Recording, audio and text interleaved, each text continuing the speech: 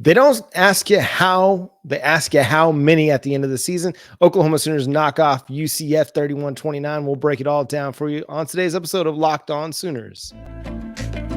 You are Locked On Sooners, your daily podcast on the Oklahoma Sooners, part of the Locked On Podcast Network, your team every day.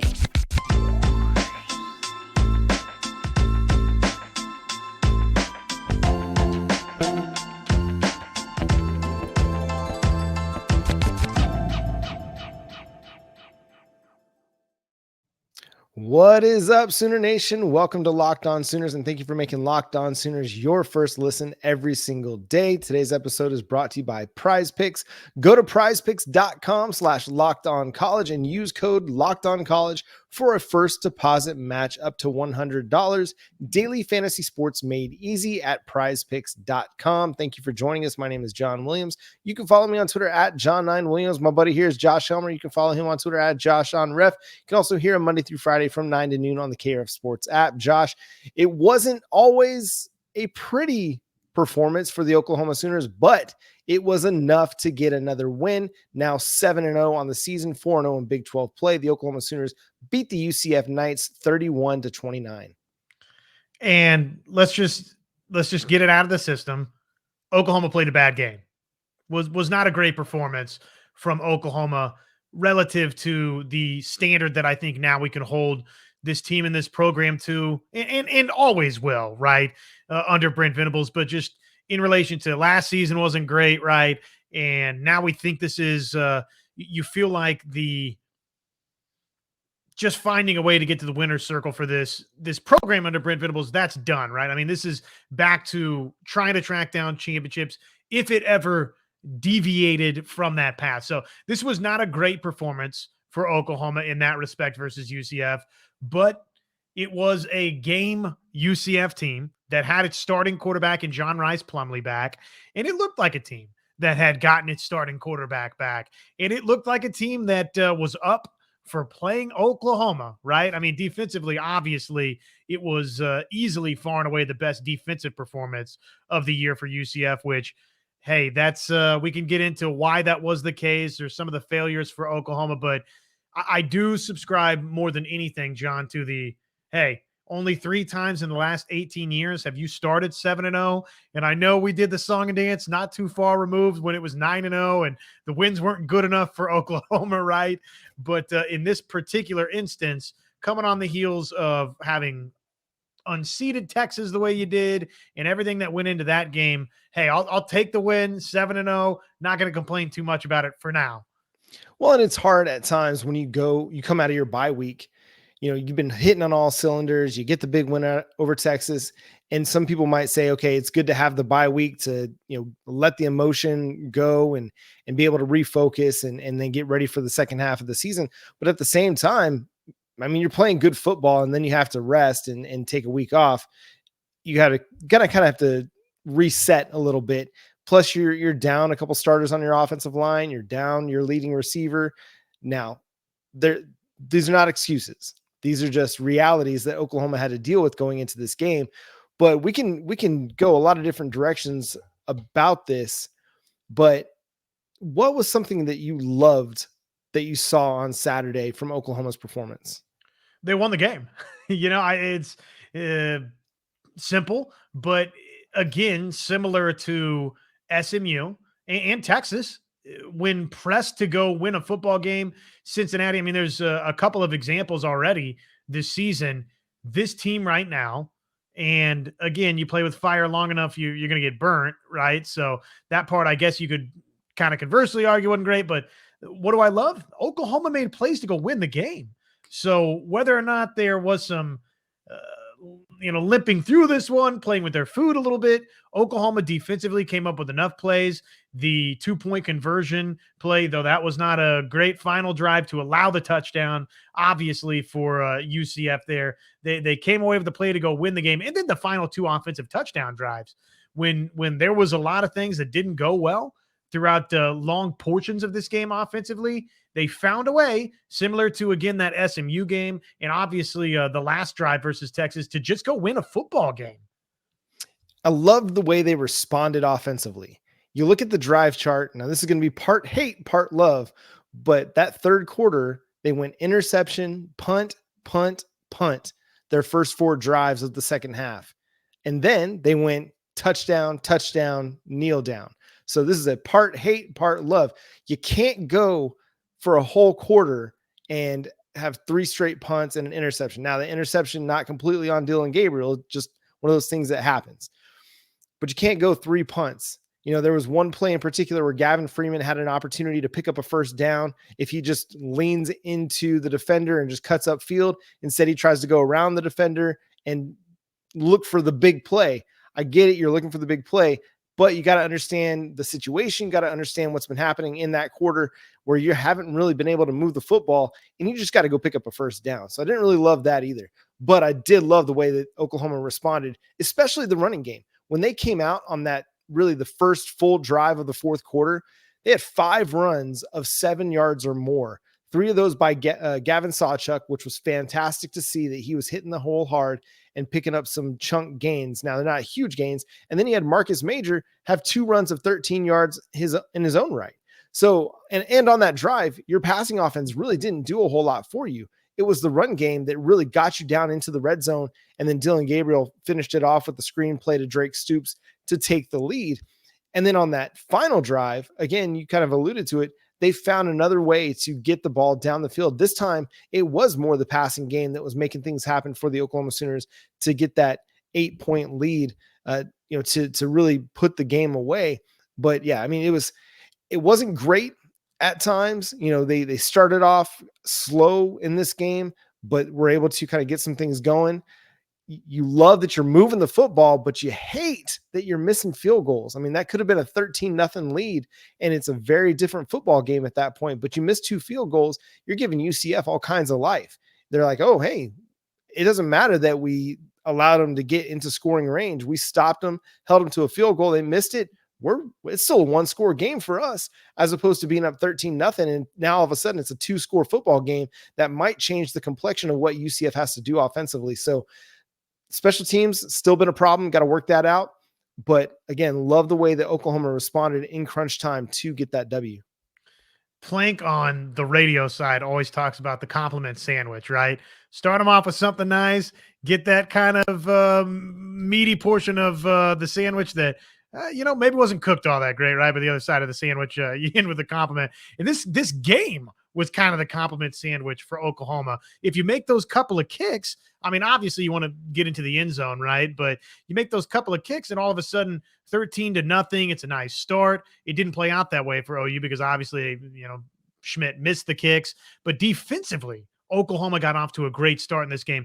UCF was doing nothing its first several drives of the contest in the first quarter. And then again, the second and third quarter, not great for Oklahoma. Fourth quarter, obviously Oklahoma responded, save for the final touchdown drive for UCF. But even then, there's a little bit of a silver lining on it, right? Because he came away with a 2-point conversion play stop, which was a really nice individual effort from Dolby and company. So yeah, I'm not going to penalize or be too upset about Oklahoma being 7-0 again, right? I think that's the big takeaway. And what you were talking about with the run game is notable for Oklahoma because we've, similar to kind of how this game played out for Oklahoma, where they hammered it, right? And finally, it's like the dam broke late with the Gavin Sawchuk 30-yarder and some of the Marcus Major runs and Sawchuk. It's like they kept going to the well. And then finally, the dam burst a little bit.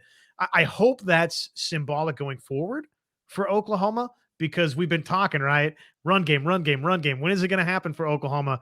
Did we finally see some signs at the end of this one for Oklahoma that they found something? It looked like Gavin Sawchuk found something. Yeah, it was great to see him back on the field in an extended role after kind of being limited for much of this season. We'll talk through some more individual performances, some that we loved, some that we hated, and what this means for Oklahoma moving forward, as well as just discuss what's going on around college football. It was a crazy weekend on Saturday, but we'll discuss more of that after the break.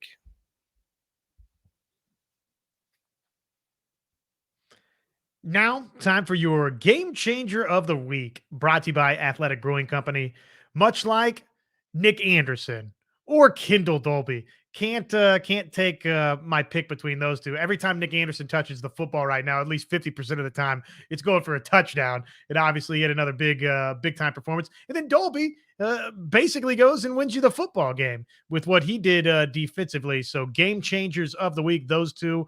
And just like those two, Athletic Brewing has completely changed the non-alcoholic beer game. Why is that? Well, that's because they make non-alcoholic beers that actually taste good. And oh, by the way, they already have over 50 styles of craft non-alcoholic beer, including IPAs, golden sours, and so much more. They're constantly releasing limited edition experimental styles to find out, hey, do you guys like these new styles they're creating for you constantly? And oh, by the way, as I always sing the praises, John, no hangovers ever, which is, my friends, a beautiful thing. You can find Athletic Brewing Company's non-alcoholic brews at a store near you or buy online at athleticbrewing.com. First-time customers can use our code LOCKEDON to get 15% off your first online order.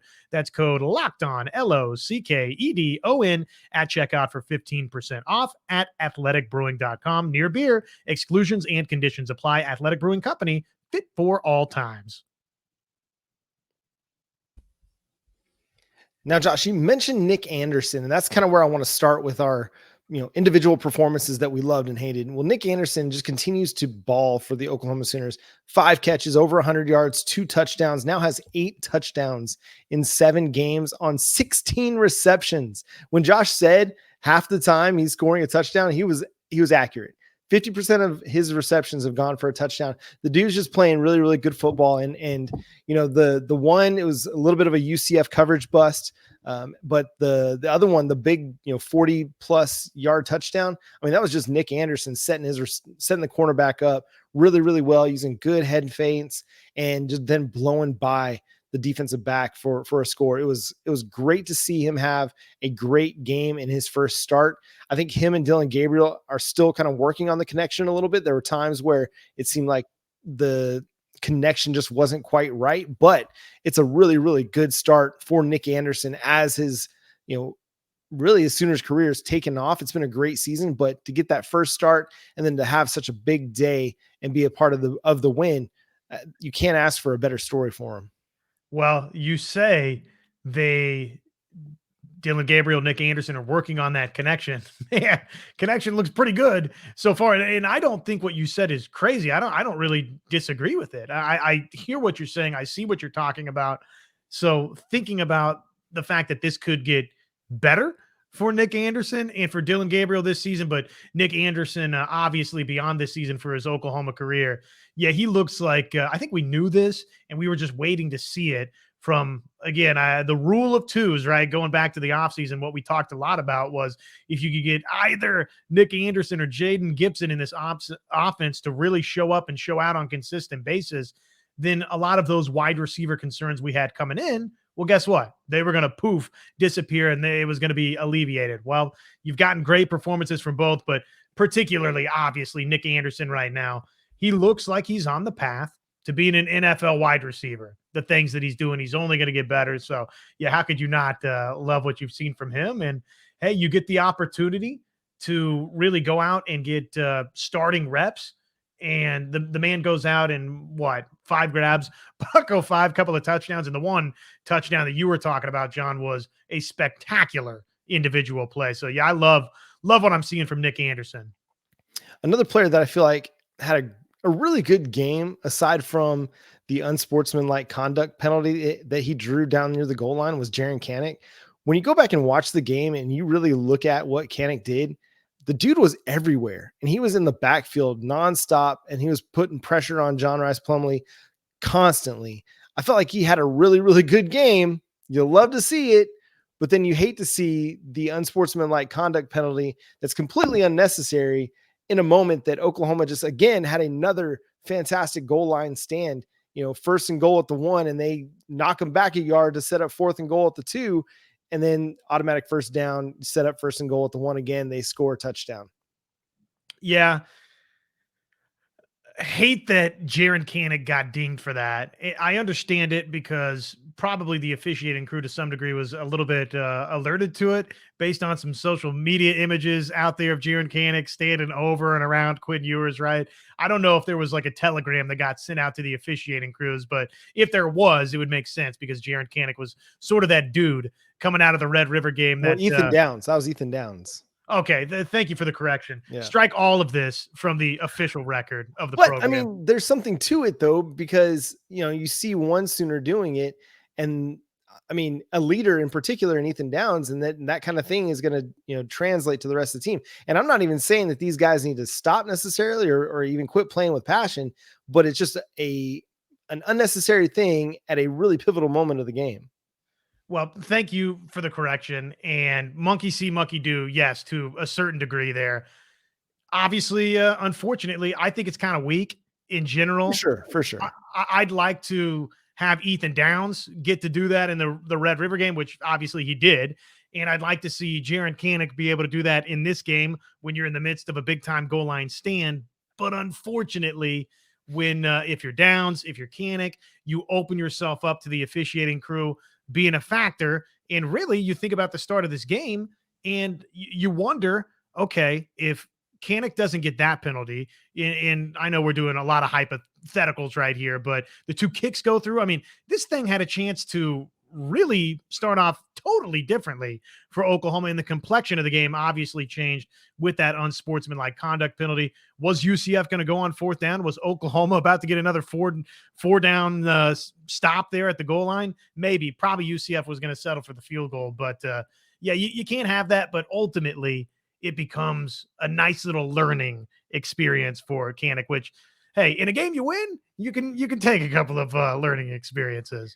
And mostly I wanted to bring him up because, again, I thought he had a really, really good game. It's just that one moment came through in a big moment. But, I mean, he had 5 total tackles, 2 quarterback hits, a tackle for loss, and, again, was just putting all kinds of pressure on that UCF offensive line and on John Rice Plumlee. I thought he played really, really good football, all in all, and is just a sign of this linebacker group continuing to develop and play great football. Again, you can't say enough about Danny Stutzman.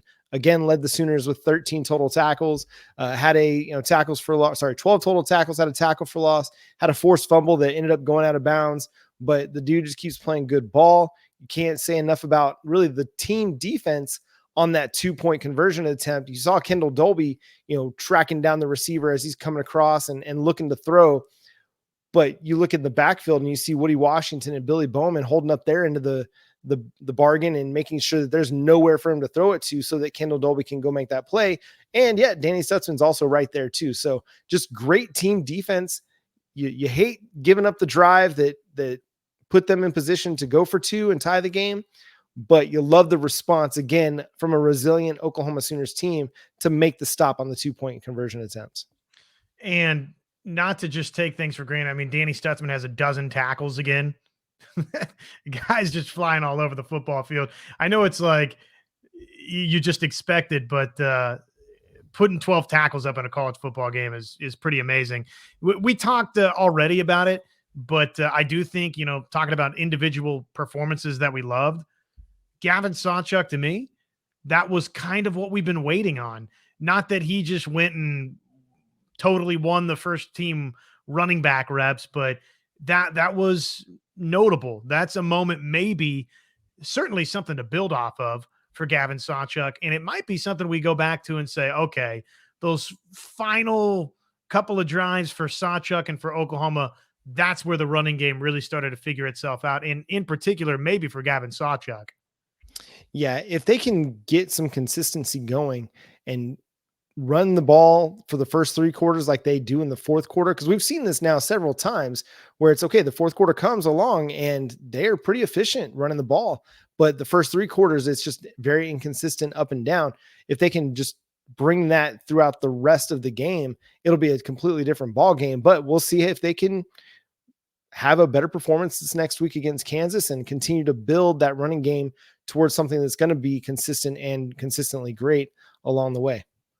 Something else that it wouldn't be the first thing that comes to mind, but we've sat here and talked about special teams as this problem and that problem. Luke Elzinga was really good. Yeah. In an area where Oklahoma's had some legitimate problems in the punting department. He booms 5 for over 50 yards a punt. 51.6 is what I've got it at, and 4 inside the 20. So that was a sneaky important sign for Oklahoma. Now, granted, you, me, everyone, we're not in the business of seeing Oklahoma punt 5 times in a football game, but against great teams, sometimes the field position game, you got to play it.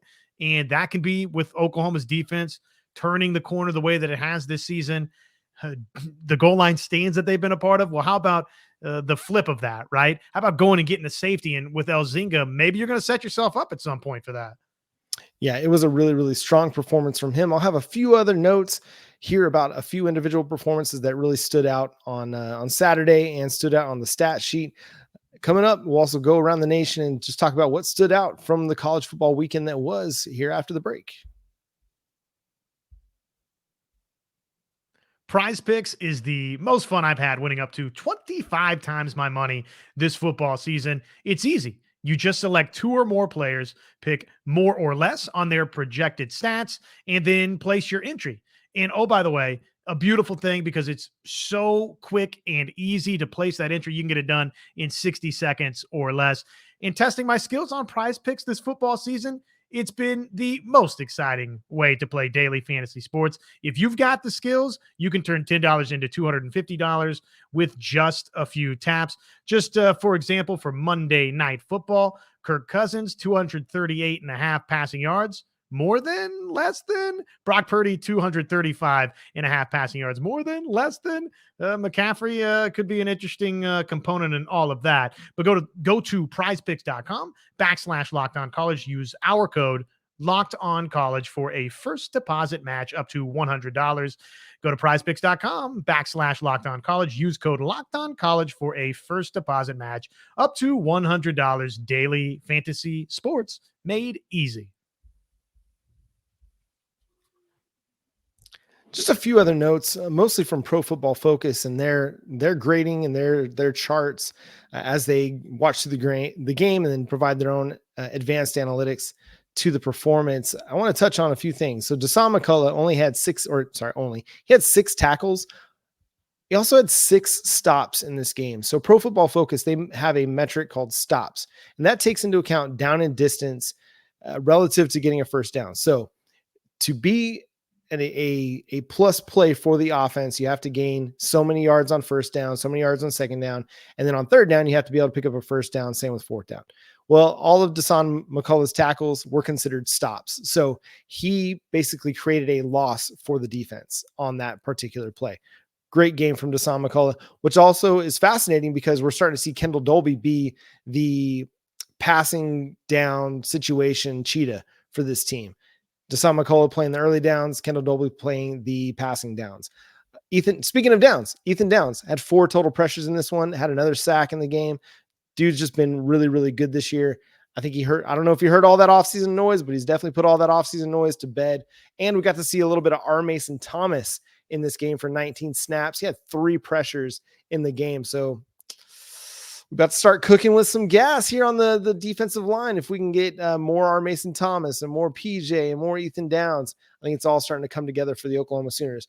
Going around the nation, Josh, what stood out to you from this weekend that was?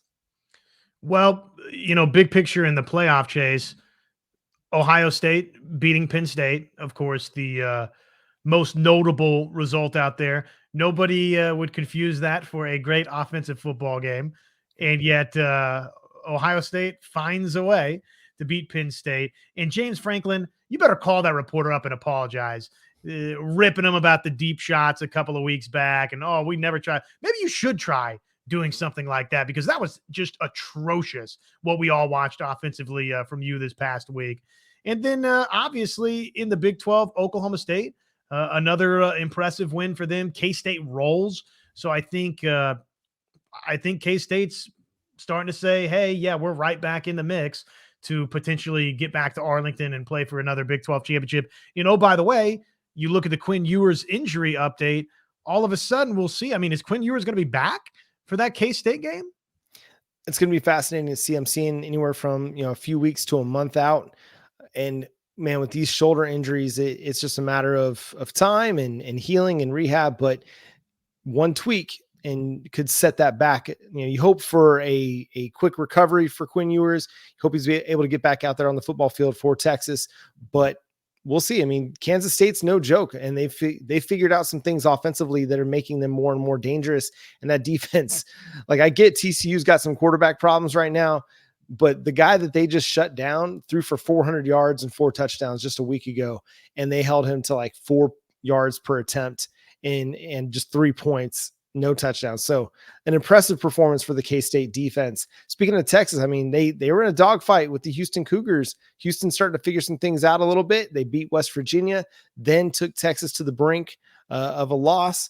Man, so many fascinating things about the Big 12. Texas Tech getting beat by BYU. So now BYU is pretty much establishing themselves as the best of the Big 12 newcomers this season. So that game takes on a little bit different meaning here in a few weeks when Oklahoma goes to Provo, because BYU is starting to show themselves to be a little bit more legit. And then Clemson, the Clemson season, man, they lose in overtime to Miami, now 4-3 on the year. This one has potentially some Oklahoma recruiting repercussions, as there's some rumors floating out there that Bryant Wesco might consider a visit to Norman. And then you never want to count out Brent Venables and recruiting and potentially flipping a defensive player. I'm not saying that there's going to be there's any buzz or for legitimate buzz on Sammy Brown, but you have to wonder at some point, do the losses piling up, does that do something for these commitments and maybe soften the edge a little bit? I don't know. And then there's USC losing to Utah. Lincoln Riley's kryptonite in the form of Kyle Whittingham. Again, knocks off the Trojans, and what was an incredible finish to that game. I don't know if you stayed up late to watch it, Josh, but it looked like Utah kind of had things under control, and then USC and Caleb Williams, they roared back. And man, what a punt return by Zachariah Branch. I mean, the dude looks like he's going to get crushed, and then puts USC basically in scoring position with a great return. And then Caleb Williams, runs it in for a touchdown. Just another phenomenal effort by him. But the USC defense strikes again, and I'm blanking on the guy's name, but Bryce something. He, beats him for a 26-yard scramble and sets up the game-winning field goal. Just an unreal performance by Utah in that win. Yeah, obviously, now all of a sudden it looks like this thing could start to spiral on USC coming down the stretch, because they got a bunch of good teams still yet to be played. So, no, interesting weekend in college football. And you look at kind of what the results mean for Oklahoma. Maybe we dive into that in our next edition, because all of a sudden you look at the schedule coming down the home stretch. TCU, I mean, is TCU the easiest game out of all of these now remaining? I mean, I don't think anybody would have necessarily thought that, but you got at KU, at Oklahoma State, West Virginia, at BYU, and then obviously TCU at home. And so looks maybe a little bit more challenging than we thought it was going to be, which doesn't hurt in terms of the college football playoff picture and all those kinds of things, making an impression nationally. Yeah, just go win, though.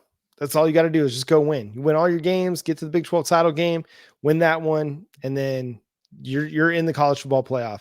Don't mess around. Don't play around with we could lose this one and then still get there if we win the Big 12 title. Just don't even entertain that notion. Just go win all your football games. Every one of them you're going to be the favorite in. Starts this week against Kansas. We'll continue to break down Oklahoma's win over UCF. We got some recruiting stuff to touch on. We didn't even talk about Devin Jordan's commitment, the crystal balls that have been put in for Reggie Powers. Got so much to touch on. We'll do a lot of that on our live show on Monday night, 9 p.m. Central Time. So make sure you're tuned in and subscribe to Locked On Sooners wherever you get your podcast. But be here on the YouTube channel for our live show, 9 p.m. Central Time, Monday night. Follow Josh on Twitter at JoshOnRef, myself at John9Williams. The show is at Locked On Sooners and Locked On Sooners podcast on Facebook.